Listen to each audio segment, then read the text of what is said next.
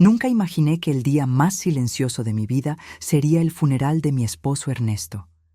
Después de 42 años de matrimonio, allí estaba yo, de pie junto a su ataúd, cuando mi celular vibró con un mensaje aterrador. Estoy vivo. No soy yo el que está en ese ataúd. Sentí que mi mundo se derrumbaba. Pero antes de continuar, asegúrate de que ya estás suscrito al canal y escribe en los comentarios. ¿Desde dónde estás viendo este video?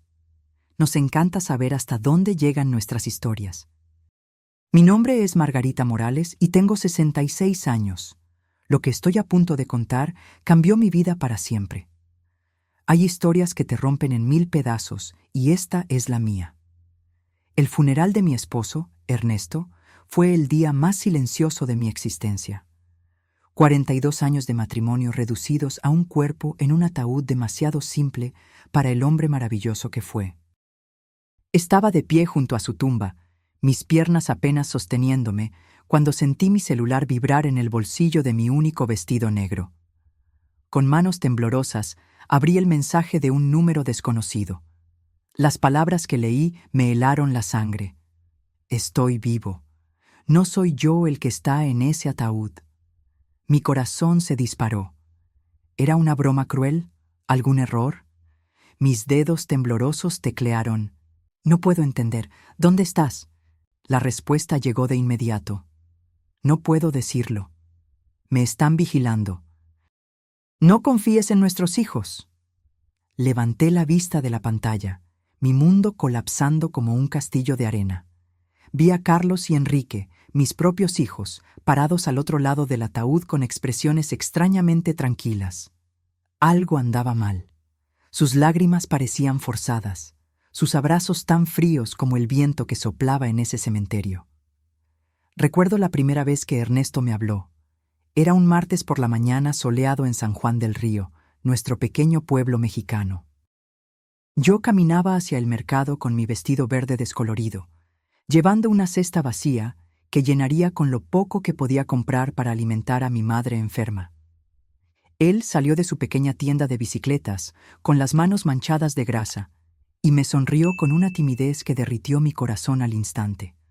«Buenos días, Margarita», me dijo con voz suave. «¿Necesitas que le eche un vistazo a tu bicicleta?»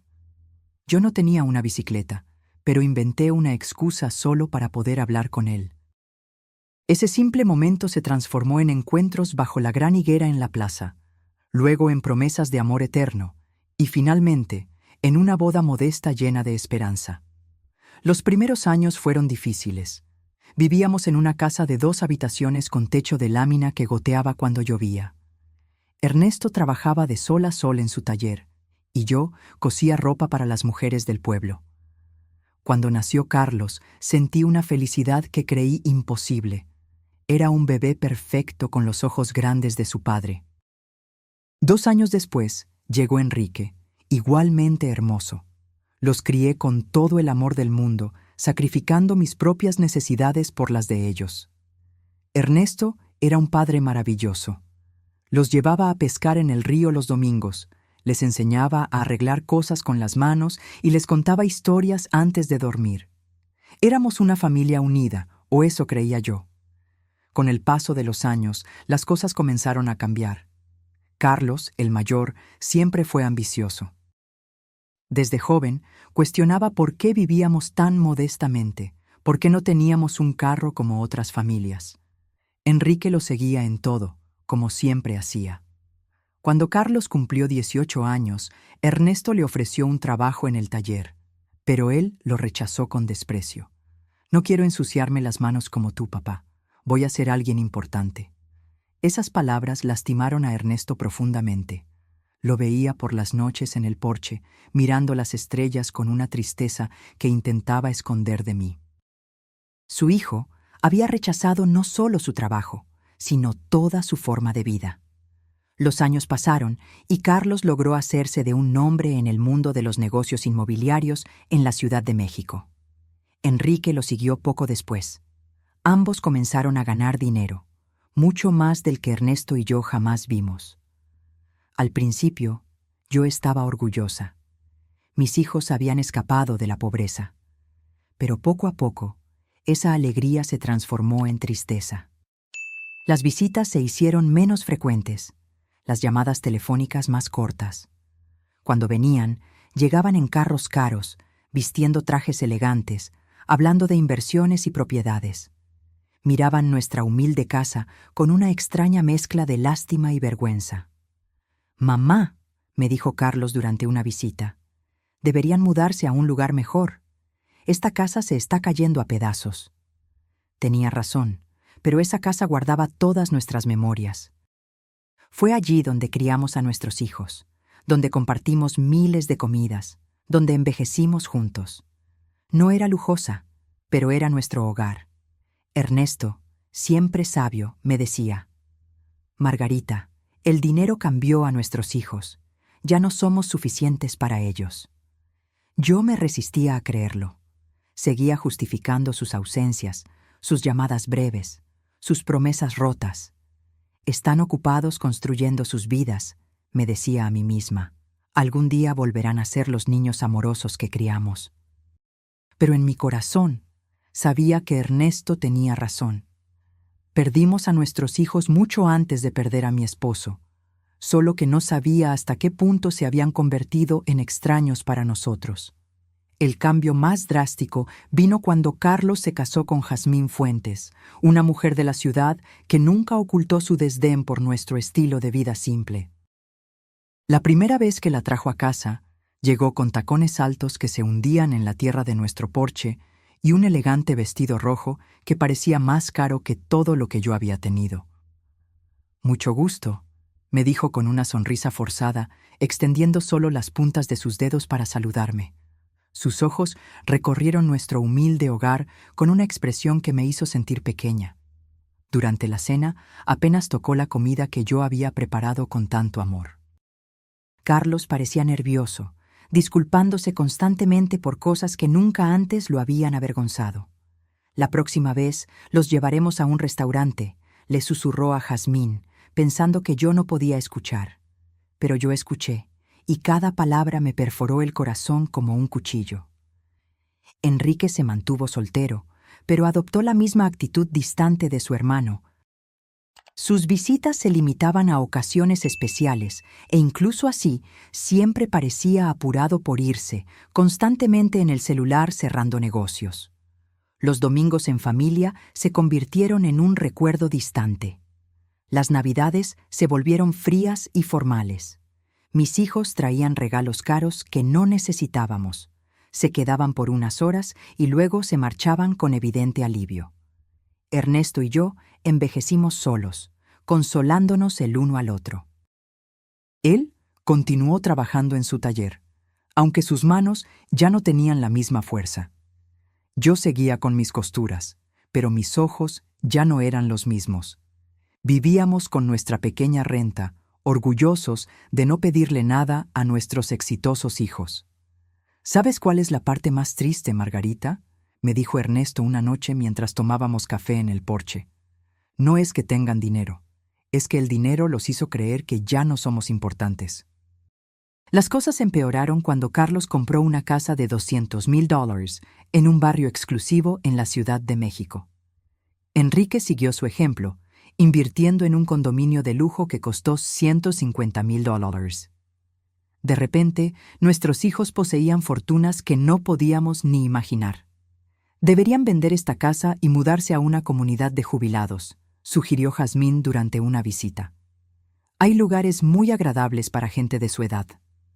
La palabra comunidad me golpeó como una cachetada. ¿Una comunidad de jubilados? Después de 40 años construyendo nuestro hogar, ¿querían mandarnos a un asilo? «No necesitamos un asilo», respondió Ernesto con dignidad. «Estamos bien aquí en nuestra casa». Pero vi la expresión en los rostros de Carlos y Enrique. Apoyaban la idea de Jazmín. Para ellos éramos una carga, un problema que debía resolverse de la manera más conveniente. Fue entonces cuando las sugerencias más directas comenzaron. Carlos llegó un día con papeles en la mano, documentos que había preparado sin consultarnos. «Papá, mamá», dijo con esa sonrisa falsa que había perfeccionado. «He estado pensando en su futuro. Esta casa vale a lo sumo $1,000. Si la venden, puedo agregar algo de dinero para que se muden a un lugar mejor. Para nosotros, no había un lugar mejor que el hogar donde fuimos felices por décadas. Pero Carlos no lo entendía. Para él, todo se reducía a valores monetarios.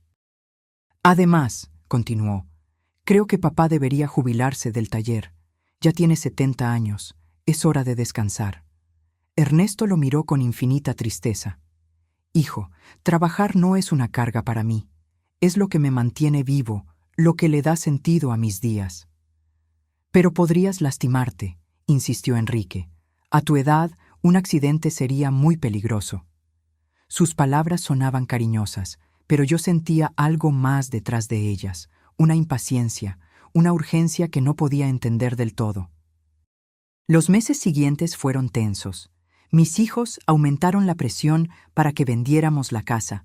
Trajeron a agentes de bienes raíces sin avisarnos. Valuaron la propiedad sin nuestro permiso. Durante una cena particularmente incómoda, Carlos nos dijo: Jazmín y yo hemos decidido tener hijos pronto. Vamos a necesitar ayuda con los gastos. Si ustedes venden la casa y se mudan a un lugar más pequeño, ese dinero podría ser una herencia adelantada. ¿Una herencia adelantada? Estaba pidiendo nuestra herencia mientras aún estábamos vivos. La audacia de la petición me dejó sin palabras. Ernesto se mantuvo tranquilo, pero vi su mandíbula tensarse. Hijo, cuando tu madre y yo muramos, todo lo que tenemos será de ustedes, pero mientras estemos vivos, nuestras decisiones son nuestras. No seas terco, interrumpió Enrique con una aspereza que nunca le había visto antes. Ya están viejos, no pueden seguir viviendo en el pasado. Esa noche, después de que se marcharon, Ernesto y yo hablamos hasta el amanecer. Por primera vez en nuestro matrimonio, discutimos la posibilidad de que nuestros hijos no fueran las personas que creíamos haber criado. Algo anda mal, Margarita, dijo mi esposo con una preocupación que nunca había visto en sus ojos. Esto no es solo ambición o impaciencia. Hay algo más oscuro detrás de toda esta presión. No tenía idea de cuán profundamente correctas eran sus palabras. La última conversación normal que tuve con Carlos fue 3 semanas antes de la muerte de Ernesto. Vino solo, sin Jazmín, y parecía más serio de lo normal. «Mamá», me dijo, sentado a la mesa de la cocina donde tantas veces había desayunado de niño, «quiero que sepas que, pase lo que pase, Enrique y yo siempre cuidaremos de ti». Sus palabras me tranquilizaron en ese momento, pero ahora, recordándolas al lado de la tumba de Ernesto, me daban escalofríos. ¿Por qué dijo «pase lo que pase»? ¿Qué sabía él que yo no sabía? El accidente que lo cambió todo sucedió un martes por la mañana. Ernesto había salido temprano para el taller, como lo hacía todos los días desde hacía más de 40 años. Yo estaba en la cocina, preparando su almuerzo favorito, cuando el teléfono sonó con una urgencia que me causó escalofríos. «¿Señora Morales?», preguntó una voz desconocida. «Le llamo del Hospital Memorial. Su esposo sufrió un accidente grave». «Tiene que venir de inmediato». Las palabras se mezclaron en mi mente. El mundo se detuvo. Mis piernas se sintieron como gelatina y tuve que agarrarme del marco de la puerta para no caerme. Mi vecina, Dolores, me llevó al hospital porque yo temblaba tanto que apenas podía sostener las llaves. Durante el camino, mi mente se negaba a procesar lo que estaba sucediendo. Ernesto era cuidadoso, meticuloso en su trabajo. ¿Cómo pudo haber pasado esto? Cuando llegamos, Carlos y Enrique ya estaban allí. Eso me sorprendió, porque nadie les había notificado aún, al menos no yo. Pero en mi desesperación no presté atención a ese detalle. «Mamá», dijo Carlos abrazándome, «papá está mal. Los médicos dicen que una de las máquinas del taller explotó. Tiene quemaduras graves y una lesión cerebral traumática». Los ojos de Enrique estaban rojos, pero algo en su expresión parecía extraño. Parecía más nervioso que triste, como alguien esperando noticias importantes en lugar de alguien sufriendo por su padre. Cuando entré en esa sala de terapia intensiva, mi corazón se hundió. Ernesto estaba conectado a una docena de máquinas, con vendajes cubriendo la mayor parte de su rostro y brazos. Apenas lo reconocí. Su respiración era dificultosa, mantenida por máquinas que pitaban constantemente. Me acerqué a su cama y tomé su mano, la única parte de su cuerpo que parecía intacta. Ernesto, mi amor, estoy aquí. Todo va a estar bien. Te vas a recuperar como siempre lo haces. Por un momento sentí un leve apretón en mi mano. Sus ojos se movieron detrás de los párpados cerrados. Estaba luchando. Mi guerrero estaba luchando para regresar a mí. Los siguientes 3 días fueron los más largos de mi vida. Prácticamente viví en el hospital, durmiendo en las incómodas sillas de la sala de espera. Carlos y Enrique se turnaban para acompañarme, pero siempre parecían más interesados en hablar con los médicos que en consolar a su padre. Escuché conversaciones fragmentadas que no entendí del todo en ese momento. Enrique preguntando sobre el seguro de salud, sobre el costo del tratamiento. Carlos en el teléfono hablando sobre pólizas de seguro de vida y beneficiarios. «Mamá», me dijo Carlos en el segundo día, «revisamos el seguro de papá. Tiene una póliza de $50,000. También hay una póliza de accidentes de trabajo que puede cubrir hasta $75,000 más». ¿Por qué hablaba de dinero cuando Ernesto aún luchaba por su vida? ¿Por qué se preocupaba por el seguro en lugar de la recuperación de su padre? «No me importa el dinero», respondí bruscamente. «Solo quiero que tu padre se recupere». «Claro, mamá», dijo, pero vi algo en sus ojos que no me gustó. Una frialdad, como si estuviera calculando mientras su padre moría. En el tercer día, los médicos nos dieron la noticia más devastadora de mi vida. El doctor Pérez nos reunió en una pequeña oficina. «Señora Morales, la condición de su esposo es crítica. Las quemaduras se han infectado y el traumatismo craneal es más grave de lo que pensábamos inicialmente. Necesitamos ser realistas sobre sus posibilidades». «¿Qué significa eso?», pregunté, aunque mi corazón ya sabía la respuesta. Significa que necesitamos prepararnos para lo peor. Su esposo está en un coma inducido. Podríamos mantenerlo vivo indefinidamente, pero la calidad de vida es altamente improbable que recupere la conciencia. Mi mundo se derrumbó. 42 años de matrimonio, una vida entera construida juntos. Y ahora me decían que todo se estaba desvaneciendo como humo. «Queremos intentarlo todo», dije entre sollozos. «No importa el costo, no importa cuánto tiempo tome». Pero Carlos intercambió una mirada con Enrique que me dejó profundamente perturbada. «Mamá», dijo Carlos con una voz que intentaba sonar comprensiva, «tenemos que ser prácticos. Papá no querría vivir así. Siempre dijo que nunca quiso ser una carga para nadie». «¿Una carga?», exploté con una furia que no sabía que tenía. Él es su padre, no es una carga. Es el hombre que los crió, que trabajó toda su vida para darles lo mejor que pudo. «Lo sabemos, mamá», intervino Enrique, «pero también tenemos que pensar en ti. Las cuentas médicas serán enormes. Pueden acabar con todos tus ahorros». De nuevo, dinero, siempre dinero. Mi esposo se estaba muriendo y ellos calculaban costos. Esa noche, sola en la habitación del hospital, tomé la mano de Ernesto y le hablé como si pudiera oírme. «Mi amor, no sé qué hacer. Los médicos dicen que no hay esperanza, pero no puedo dejarte ir. No puedo imaginar mi vida sin ti». Fue entonces cuando algo sucedió que aún me da escalofríos. Sus dedos se movieron levemente, apretando los míos con una fuerza casi imperceptible. Sus labios se movieron como si intentara decir algo, pero ningún sonido salió. Llamé a las enfermeras, desesperada. «Está reaccionando, está tratando de hablar». Pero cuando llegaron, Ernesto había vuelto a su estado anterior. La enfermera verificó los monitores y sacudió la cabeza. «A veces hay espasmos musculares involuntarios, señora. No significa que esté consciente». Pero yo sabía lo que había sentido. Ernesto había intentado comunicarse conmigo. Había luchado para decirme algo importante. 2 días después, en las primeras horas de la mañana, Las alarmas de la máquina sonaron. Las luces parpadearon. Las enfermeras corrieron a la habitación de Ernesto. Yo estaba dormitando en el pasillo cuando el ruido me despertó. «¡No, no, no!», grité, corriendo hacia la habitación. Los médicos trabajaron durante 40 minutos intentando resucitarlo, pero fue inútil. A las 4:37 de la mañana, Ernesto fue declarado oficialmente muerto. El dolor que sentí en ese momento era físico, como si me hubieran arrancado el corazón del pecho. Me derrumbé al lado de su cama, abrazando su cuerpo aún caliente, negándome a aceptar que se había ido para siempre. Carlos y Enrique llegaron al hospital 1 hora después de la muerte de su padre. Parecían preparados, como si hubieran estado esperando la llamada. Trajeron papeles, documentos y números de teléfono de funerarias.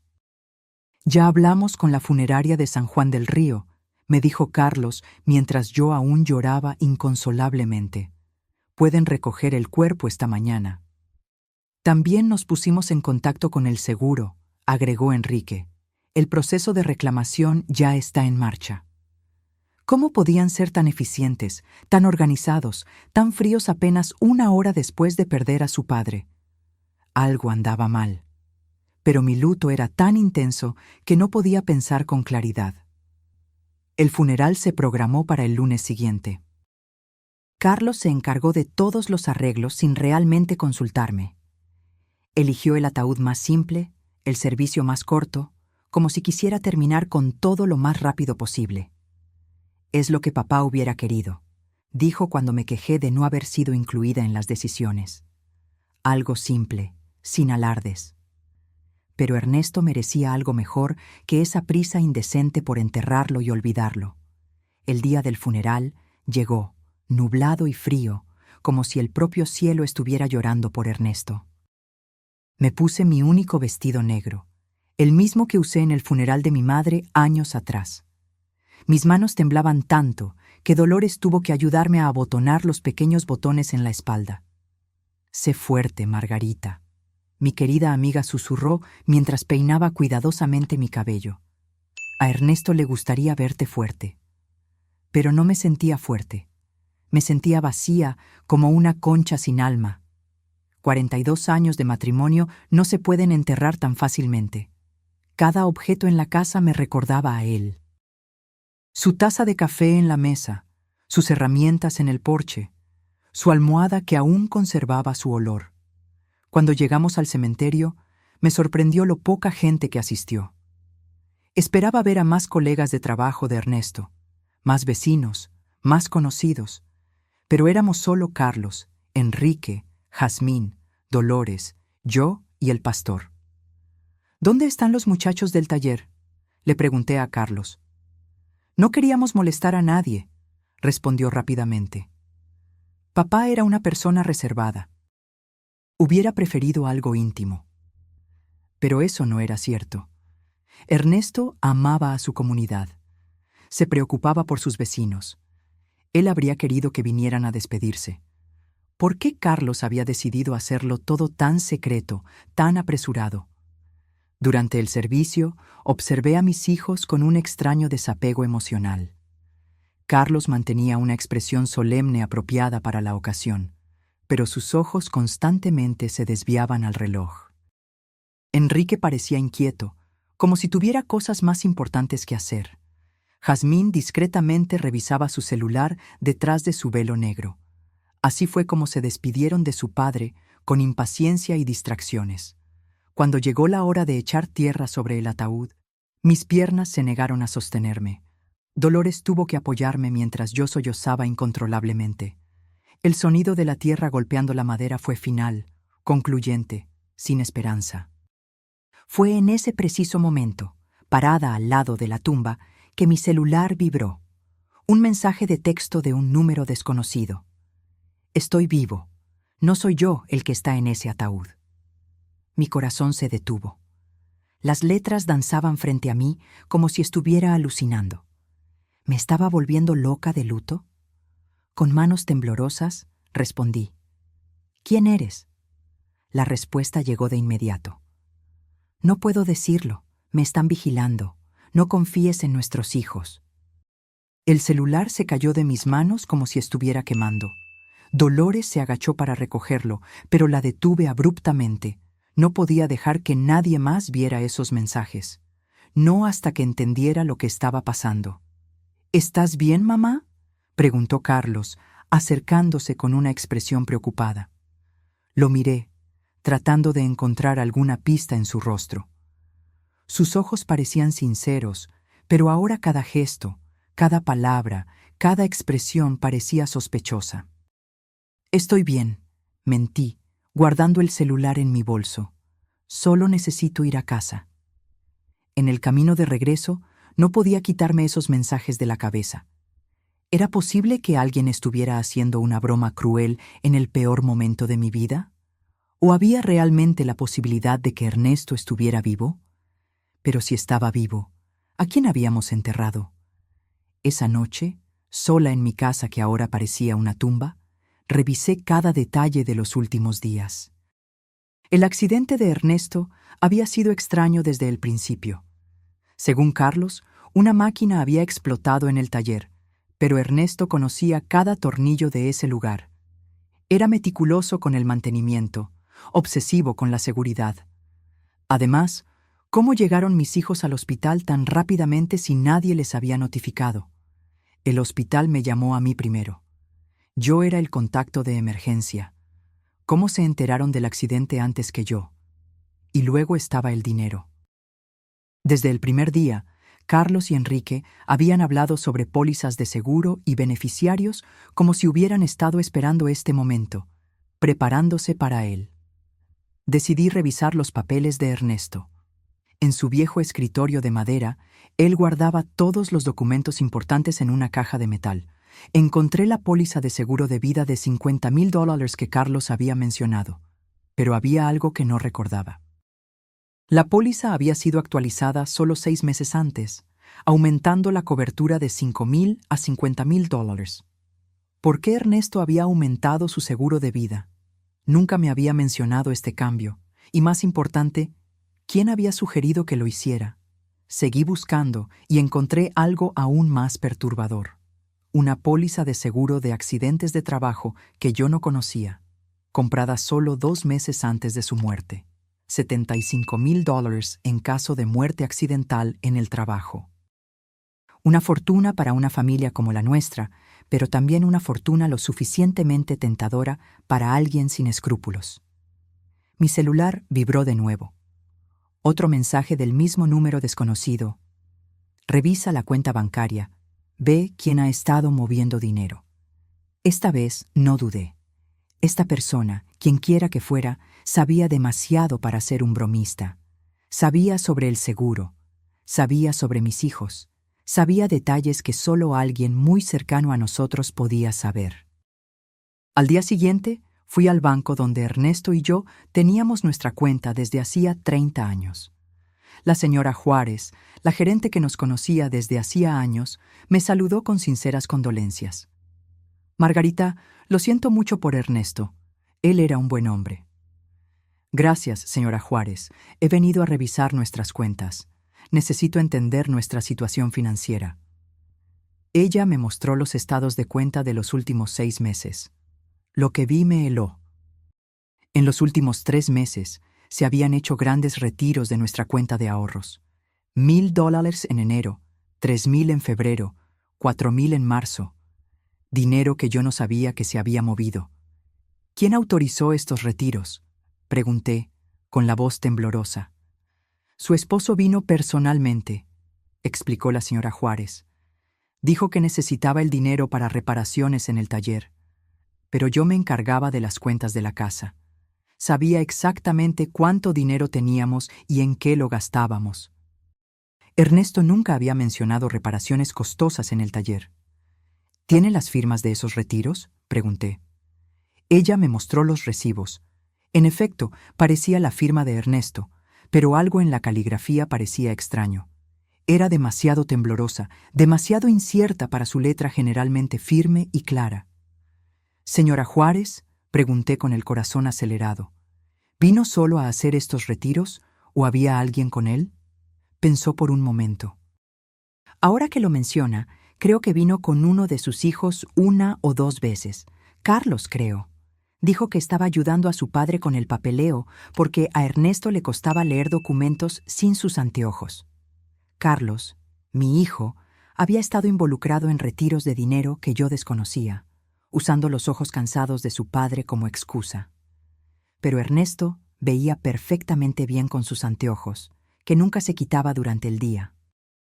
Esa tarde, mientras miraba los recibos del banco una y otra vez, recibí otro mensaje. El seguro fue idea de ellos. Convencieron a Ernesto de que necesitaba más protección para ti. Fue una trampa. Ya no podía negar la evidencia que se acumulaba. Las pólizas de seguro misteriosamente aumentadas, los retiros de dinero no autorizados, la presencia de Carlos en transacciones que yo desconocía, su sospechosa eficiencia en organizar el funeral, su frialdad durante la agonía de su padre. Pero la pregunta que me aterrorizaba era si realmente habían planeado la muerte de Ernesto, cómo lo hicieron y quién me estaba enviando estos mensajes. Los días siguientes se convirtieron en una pesadilla de duda y sospecha. Cada sonrisa de Carlos, cada abrazo de Enrique, cada palabra de condolencia parecía una máscara que escondía algo siniestro, pero necesitaba más pruebas antes de aceptar una verdad tan horrible. Mi celular continuó recibiendo mensajes del número misterioso. Ve al taller de Ernesto. Busca en su escritorio. Hay cosas que no has visto. Decidí ir al taller por primera vez desde el accidente. Carlos había dicho que una máquina había explotado, pero cuando llegué allí encontré algo completamente diferente de lo que esperaba. El taller estaba extrañamente limpio, demasiado limpio para haber sido el escenario de una explosión. No había marcas de quemaduras en las paredes, ni escombros, ni señales de la destrucción que un accidente tan grave debería haber causado. ¿Dónde está la máquina que explotó?, pregunté en voz alta, examinando el lugar. Cada máquina estaba en su lugar, funcionando perfectamente. La soldadora, el compresor, la sierra eléctrica, todos intactos. Entonces, ¿cuál había sido la causa del accidente? En el escritorio de Ernesto encontré algo que me dio escalofríos. Una nota escrita con su letra fechada 3 días antes de su muerte. Carlos insiste en que necesito más seguro. Dice que es para Margarita, pero algo no me parece bien. No confío en sus intenciones. Debajo de esa nota había otra. Enrique me trajo papeles para firmar. Dice que es para modernizar el taller, pero no entiendo de qué se trata. ¿Por qué tanta prisa? Mi esposo había sospechado. Había intuido las malas intenciones de nuestros hijos, pero murió antes de que pudiera decírmelo. Seguí buscando y encontré un sobre sellado con mi nombre. Lo abrí con manos temblorosas. Era una carta de Ernesto. Mi querida Margarita, si estás leyendo esto, significa que algo me ha pasado. En los últimos meses he notado cambios extraños en Carlos y Enrique. Están muy interesados en nuestro dinero, en el seguro, en que vendamos la casa. Jazmín está ejerciendo mucha presión sobre ellos. Ayer, Carlos me dijo que debería preocuparme más por mi seguridad, porque a mi edad, cualquier accidente podría ser fatal. No sé por qué, pero esas palabras sonaron como una amenaza. Te amo, Margarita. Si algo me sucede, no confíes ciegamente en nadie, ni siquiera en nuestros hijos. La carta se cayó de mis manos. Ernesto había presentido su propia muerte. Había visto las señales que yo, ciega por el amor materno, había ignorado. Esa noche, Carlos vino a visitarme. Llegó con una botella de vino y una sonrisa que ahora parecía completamente falsa. «Mamá, he estado pensando en tu futuro», dijo, sirviéndose un vaso sin preguntar si yo quería. «El dinero del seguro ya está en proceso. Serán 125,000. «¿Cómo sabes la cantidad exacta?», pregunté, fingiendo inocencia. «Bueno, yo ayudé a papá con el papeleo del seguro. Quería asegurarse de que tendrías suficiente dinero para vivir cómodamente». Una mentira. Ernesto nunca quiso aumentar el seguro. Según su propia nota, había sido presionado por Carlos. «¿Y qué crees que debería hacer con ese dinero?», pregunté, observando cuidadosamente su reacción. Sus ojos se iluminaron con un brillo que me dio escalofríos. Podrías comprar una casa más pequeña y acogedora, o mejor aún, mudarte a una comunidad de jubilados agradable, donde tendrías compañía y cuidados médicos. Enrique y yo podríamos manejar tu dinero para que rinda más. ¿Manejar mi dinero? La audacia. Solo queremos cuidarte, mamá. A tu edad es fácil ser engañada o tomar malas decisiones financieras. Nosotros sabemos de inversiones, de negocios. Podríamos triplicar esa cantidad en unos años. Déjame pensarlo, dije, tratando de ganar tiempo. Claro, respondió con su falsa dulzura. Pero no tardes mucho, por tu propio bien. Después de que se fue, me senté en la cocina, temblando de rabia y miedo. Mis propios hijos no solo asesinaron a su padre, sino que ahora planeaban robarme todo lo que me quedaba. Esa noche, mi celular vibró con un mensaje más largo que los otros. Margarita, soy Steven Ramírez, un detective privado. Ernesto me contrató 3 semanas antes de morir porque desconfiaba de Carlos y Enrique. Lo envenenaron con metanol mezclado en su café de la mañana. Tengo evidencia de audio de sus conversaciones, planeándolo todo. Mañana, a las 3 de la tarde, ve al café de la esquina. Siéntate en la mesa del fondo. Estaré allí. Finalmente, sabría quién me estaba enviando esos mensajes, y más importante, tendría las pruebas necesarias para obtener justicia por la muerte de mi esposo. Pero también sabía que no tenía mucho tiempo. Carlos y Enrique habían revelado sus intenciones. Si no actuaba rápido, terminaría encerrada en un asilo mientras ellos gastaban el dinero que le costó la vida a Ernesto. La guerra había comenzado. Y aunque era una mujer de 66 años contra 2 hombres despiadados, tenía algo que ellos no tenían: la verdad. Y la verdad, tarde o temprano, siempre encuentra la manera de salir a la luz. El día siguiente llegó cargado de nerviosismo y expectación. Me vestí con cuidado, eligiendo mi vestido morado más serio. A las 2:30 de la tarde, caminé hacia el café con pasos decididos, pero cautelosos. Cada sombra parecía sospechosa. Cada persona en la calle podría ser un espía enviado por mis hijos. El café estaba moderadamente lleno. Fui directamente a la mesa del fondo, como se me indicó.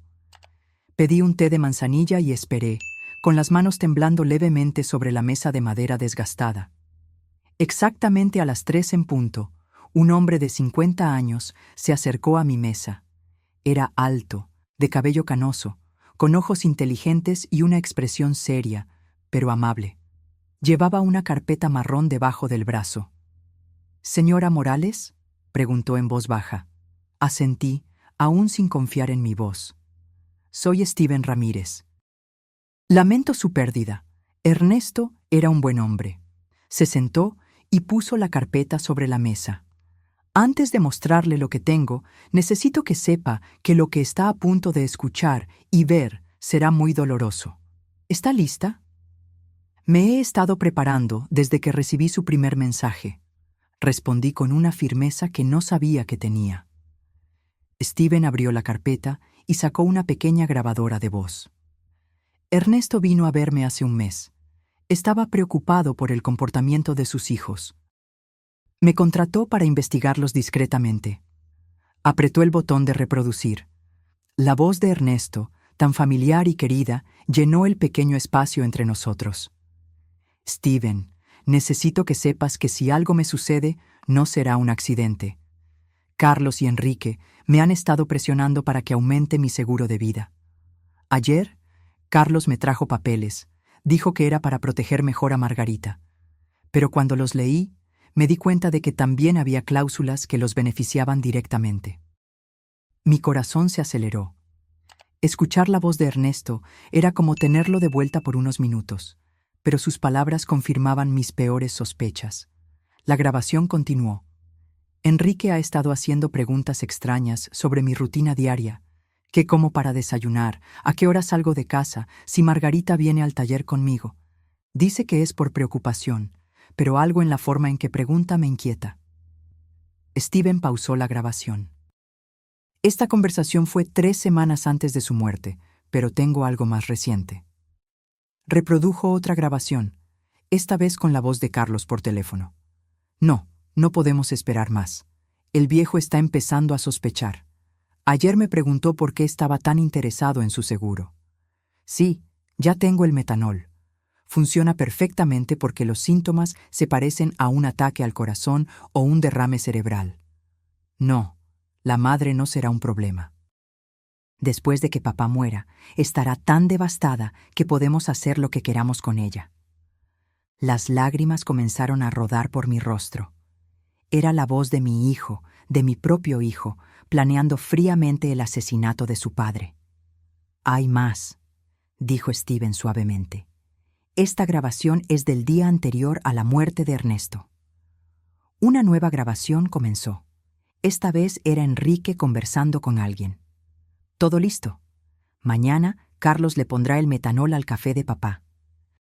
Le dijimos que era un suplemento de vitamina especial que un médico recomendó.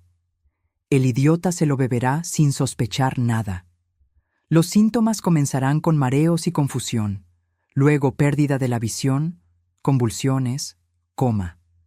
Los médicos pensarán que es un derrame cerebral o un ataque al corazón. Cuando se den cuenta de que es envenenamiento, será demasiado tarde. Mi mundo se derrumbó por completo. No solo planearon el asesinato de Ernesto, sino que lo ejecutaron con una frialdad que me aterraba. ¿Cómo era posible que mis hijos, los bebés que amamanté, los niños que consolé en sus pesadillas, fueran capaces de algo tan monstruoso?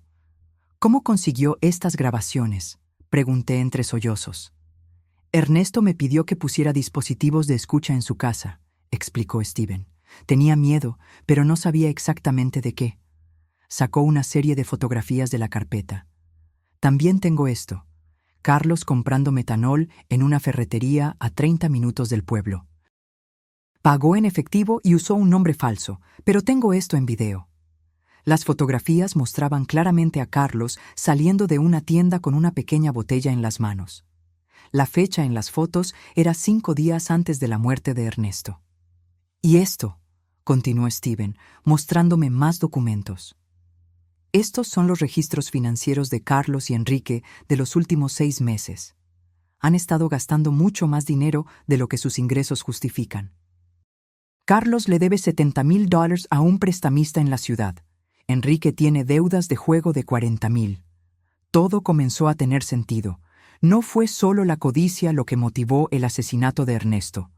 Fue la desesperación financiera. Mis hijos estaban arruinados y vieron a su padre como una fuente de dinero fácil y rápido. ¿Por qué no fue a la policía inmediatamente después de la muerte de Ernesto?, pregunté. Porque Carlos y Enrique son muy astutos. Sobornaron al médico que atendió a Ernesto en el hospital para que cambiara el diagnóstico oficial. En lugar de envenenamiento, el certificado de defunción dice insuficiencia cardíaca debido a complicaciones de un accidente de trabajo. Sin esa evidencia médica, mis grabaciones podrían no haber sido suficientes para una condena. Pero ahora tenemos todas las evidencias juntas, dije, sintiendo una mezcla de dolor y determinación. Exacto. Y hay una cosa más que necesitas saber. Mi sangre se heló. ¿Qué? Sus hijos también planeaban matarla a usted. Steven reprodujo una última grabación con las voces de Carlos y Enrique juntos. Después de que tengamos el dinero del seguro de papá, también tenemos que deshacernos de mamá, dijo Carlos. No podemos arriesgarnos a que sospeche o a que alguien le meta ideas en la cabeza. ¿Cómo?, preguntó Enrique. Lo mismo que con papá. Pero esta vez podemos hacer que parezca un suicidio por depresión. Una viuda que no puede vivir sin su esposo. Nadie lo cuestionaría. Y con el dinero seríamos los únicos herederos. Todo sería nuestro. La casa, los ahorros, el dinero del seguro, casi $200,000 en total. La grabación se detuvo. Yo temblaba incontrolablemente. Mis hijos no solo asesinaron a su padre, sino que también planeaban asesinarme a mí, todo por dinero. Señora Morales, dijo Steven suavemente. Sé que esto es devastador, pero tenemos suficiente evidencia para hacer que paguen por lo que hicieron. ¿Qué hacemos ahora?, pregunté, secando mis lágrimas. Primero, necesitamos ir a la policía con todas estas evidencias. El sargento Moreno es un hombre honesto. No está involucrado en la corrupción. Segundo, tenemos que actuar rápido. Sus hijos están planeando que la declaren mentalmente incompetente mañana. ¿Cómo sabe eso? Intercepté una llamada telefónica esta mañana. Se están reuniendo con el juez Gómez a las 10 de la mañana para iniciar el proceso de incapacitación mental. Me levanté con una determinación que no había sentido en semanas. Entonces tenemos que actuar esta noche. Esa misma noche, Steven y yo fuimos directamente a la estación de policía. El sargento Moreno estaba en el turno de noche, lo cual era perfecto para nuestros propósitos. Cuando llegamos, le presenté todas las pruebas, las grabaciones de audio, las fotografías de Carlos comprando metanol, los documentos bancarios que mostraban los retiros no autorizados, los resultados médicos de Ernesto que probaban su perfecta salud, y finalmente, las conversaciones grabadas donde mis hijos confesaron tanto el asesinato de su padre como los planes para matarme. El sargento escuchó cada grabación con una expresión cada vez más seria. «Esto es monstruoso», murmuró cuando terminamos. «¿Estás segura de que quieres seguir adelante con esto? Una vez que arrestemos a sus hijos, no hay vuelta atrás». «Sargento», respondí con toda la dignidad que pude reunir. «Estos hombres asesinaron a mi esposo a sangre fría por dinero. Estaban planeando asesinarme también. Ya no son mis hijos. Son criminales que deben pagar por sus crímenes». 3 meses después, el juicio comenzó. La corte estaba abarrotada. Reporteros de varios periódicos regionales vinieron a cubrir lo que ya era conocido como el caso de los hijos asesinos. Las evidencias eran irrefutables. Las grabaciones no mentían. Los documentos bancarios no mentían. La evidencia forense del metanol en el cuerpo exhumado de Ernesto no mentía. Cuando fue mi turno de testificar, caminé hacia el estrado con las piernas temblorosas, pero la mente clara. «Señora Morales», me preguntó el fiscal, «¿puede decirnos cómo era su relación con sus hijos antes del asesinato de su esposo?» «Yo pensaba que tenía una buena relación con ellos», respondí, mirando directamente a Carlos y Enrique. «Los crié con amor, sacrifiqué todo por su bienestar. Su padre trabajó de sol a sol para darles lo mejor que podíamos. Nunca imaginé que el amor y el sacrificio se convertirían en la razón de su asesinato». El jurado deliberó por solo 6 horas. Cuando regresaron, el silencio en la sala era absoluto. Pude escuchar los latidos de mi propio corazón mientras el juez leía el veredicto. En el caso del Estado contra Carlos Morales y Enrique Morales por el cargo de asesinato en primer grado de Ernesto Morales, encontramos a los acusados culpables. Carlos se desplomó en su silla. Enrique permaneció rígido, mirando al frente sin expresión. En el cargo de conspiración para cometer asesinato contra Margarita Morales, encontramos a los acusados culpables. El juez procedió de inmediato a la sentencia. Carlos Morales y Enrique Morales, por el asesinato premeditado de su padre y la conspiración para asesinar a su madre, los sentenció a cadena perpetua sin posibilidad de libertad condicional por 30 años. Cuando escuché esas palabras, sentí un peso gigantesco salir de mis hombros. Justicia. Finalmente, había justicia para Ernesto. Hoy, 2 años después del juicio, vivo pacíficamente en mi pequeña casa. Convertí el taller de Ernesto en un jardín donde cultivo flores para llevar a su tumba todos los domingos. Steven se ha convertido en un amigo cercano, visitándome regularmente para asegurarse de que estoy bien. A veces los vecinos me preguntan si extraño a mis hijos. La respuesta es complicada.